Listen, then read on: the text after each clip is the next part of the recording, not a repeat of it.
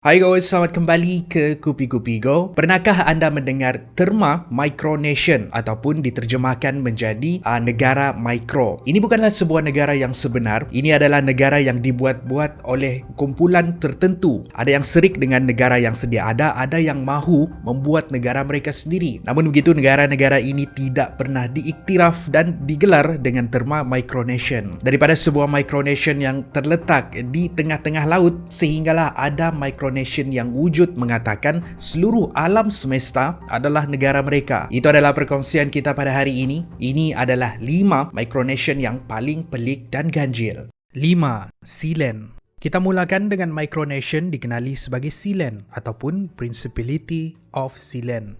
Micronation ini terletak di tengah-tengah lautan, hanya 12 km dari persisiran bandar Suffolk, Britain. Sealand hanyalah sebuah kubu tentera yang dikenali sebagai kubu HM Fort Rough. Kubu ini digunakan oleh tentera British semasa Perang Dunia di mana dianggarkan 150 sehingga 300 anggota tentera ditempatkan di situ. Setelah perang berakhir, ia ditinggalkan kosong dan berusang. Tidak sehingga 2 September 1965, seorang bekas tentera warga negara British yang dikenali sebagai Paddy Roy Bates tinggal di situ dan mendirikan stesen penyiaran radio yang dikenali sebagai Radio Essex. Pada tahun 1975, Paddy Bates memohon untuk menjadikan kubu HM Fort Rough sebagai sebuah negara Micronation dan melantik dirinya sendiri sebagai raja. Mereka mempunyai bendera sendiri, mempunyai perlembagaan, pasport dan juga mata wang sendiri, di mana kewarganegaraan Sealand ialah kebanyakannya datang dari keluarga dan rakan-rakan Paddy Bates sendiri. Walaupun Sealand mengaku telah diiktiraf sebagai sebuah negara oleh United Kingdom dan Jerman dan telah diberikan gelaran negara paling kecil, tetapi ini semua hanyalah angan-angan dan impian mereka. Sealand tidak pernah diiktiraf sebagai sebuah negara yang sahih oleh Pertubuhan Bangsa Bersatu. Ia tidak mempunyai tanah, tidak mempunyai sempadan dan tidak mempunyai kawasan untuk digelar sebagai sebuah wilayah, untuk digelar sebagai sebuah bandar sekalipun. Sekali pandang agak mustahil dan tidak masuk akal untuk menjadikan Sealand sebagai sebuah negara. Hari ini, Sealand diwarisi oleh anak Paddy yang menggunakan gelaran Putra Sealand.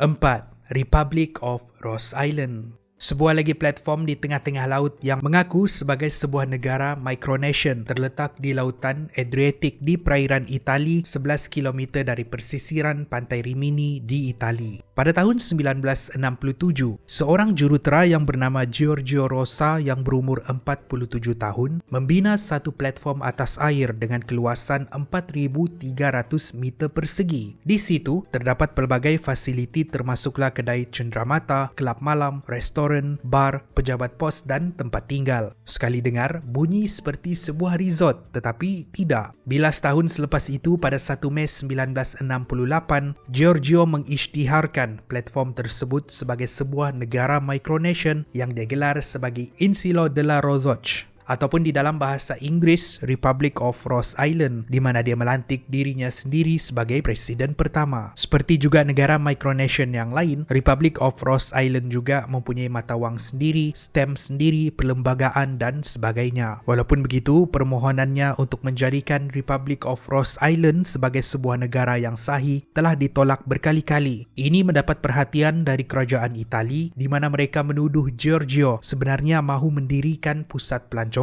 dan mahu mengelak dari membayar cukai. Kerajaan Itali memberikan respon dengan menghantar kapal perang dan mengebom seluruh platform, membuatkan Giorgio berputih mata. Giorgio meninggal pada tahun 2017. Pada tahun 2020, sebuah filem bertajuk Ross Island diterbitkan untuk menceritakan kisah benar Giorgio dan Republic of Ross Island. 3. Nation of Celestial Space. Kalau kisah-kisah tadi itu seperti sebuah kisah orang gila, belum lagi anda dengar kisah ini. Berbeza dengan 2 Micronation tadi, Nation of Celestial Space tidak berada di tengah-tengah lautan. Ia tidak berada di bumi, tapi pengasas Micronation yang dikenali sebagai James Thomas Mangan ini mengiktiraf satu alam semesta sebagai milik mereka. Pada 1 Januari 1949, James mengisytiharkan alam semesta kecuali bumi adalah kepunyaan Nation of Celestial Space yang pada waktu itu ada 19 ahli ataupun rakyat. Dia siap mencetak wang, bendera dan stem negara Micronation mereka. Antara perlembagaan negara Micronesian ini ialah supaya tiada negara lain yang boleh berpolitik di angkasa. Pada asalnya, ramai yang menganggap James bergurau, tetapi mereka silap bila sekitar tahun 1960-an, Amerika dan Rusia berlumba-lumba menghantar roket ke angkasa. James menulis surat kepada kerajaan Amerika menuduh kerajaan melanggar kedaulatan negara mereka tanpa meminta kebenaran, melancarkan roket ke angkasa. James juga menulis surat untuk melarang Amerika dan Rusia untuk melancarkan perang nuklear di angkasa. Walaupun cuba untuk mendapatkan pengiktirafan sebagai sebuah negara, sudah terang lagi bersuluh ini bukan sahaja sebuah negara yang tidak masuk akal, tetapi ia adalah sebuah negara yang mustahil. Populariti Nation of Celestial Space merundum selepas kematian James pada tahun 1970. Segila-gila negara Micronesian ini, gila lagi sebuah negara Micronesian dikenali sebagai Celestial Solar Kingdom yang mengaku permukaan matahari sebagai milik mereka. 2. Republic of Minerva. Pada tahun 1971, seorang jutawan hartanah bernama Michael Oliver mempunyai idea untuk mencipta sebuah negara Micronesian dikenali sebagai Republic of Minerva. Dan di sini adalah sebuah negara yang bebas cukai, jadi mereka boleh meletakkan aset dan kekayaan mereka tanpa membayar cukai. Dia memilih kawasan terumbu karang berdekatan perairan negara Tonga dan New Zealand. Setelah mengumpul dana dari jutawan yang lain dan syarikat korporat, mereka menambak kawasan terumbu tersebut sehinggalah terbentuk pulau kecil untuk mereka memulakan pembangunan sebuah negara Micronesian. Setahun selepas itu, mereka mengisytiharkan kemerdekaan dan memaklumkan perkara ini kepada negara berdekatan, termasuklah Tonga, New Zealand dan Australia. Mereka mempunyai Perdana Menteri, matawang, bendera dan lain-lain. Tapi malang seribu kali malang, berita kemerdekaan negara buatan ini tidak diterima baik oleh Tonga sebab kawasan Republic of Minerva terletak di dalam kawasan perairan mereka selain mengisytiharkan kedaulatan terhadap kawasan tersebut. Michael Oliver dihalau dari situ dan usaha mereka untuk mencipta sebuah negara Micronesian gagal. Untuk tahun-tahun seterusnya, ada usaha daripada Michael untuk menyiapkan misi mereka membina sebuah negara, tapi tiap kali mereka dihalau keluar sehinggalah tanah tambakan mereka tenggelam semula seperti tenggelamnya harapan mereka untuk mencipta sebuah negara. 1. Principality of Hutt River.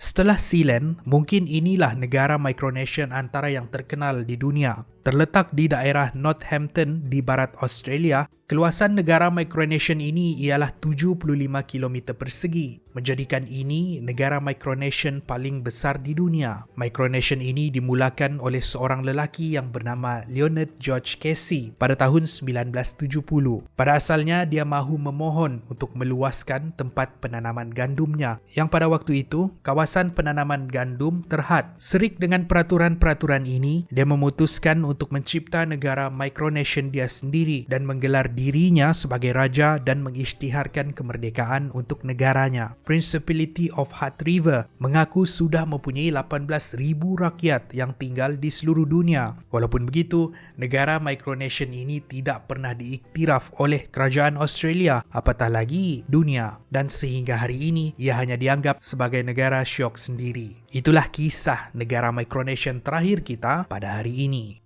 Terima kasih kerana menonton. Itu adalah perkongsian kita pada hari ini. Macam biasa, kalau anda suka dengan video ni, pastikan anda like dan share. Jangan lupa like kami di social media yang lain. Akan lebih banyak lagi episod menarik dimuat naik pada masa hadapan. Saya jumpa anda di episod yang seterusnya. Kupi-Kupi Go, menarik setiap hari.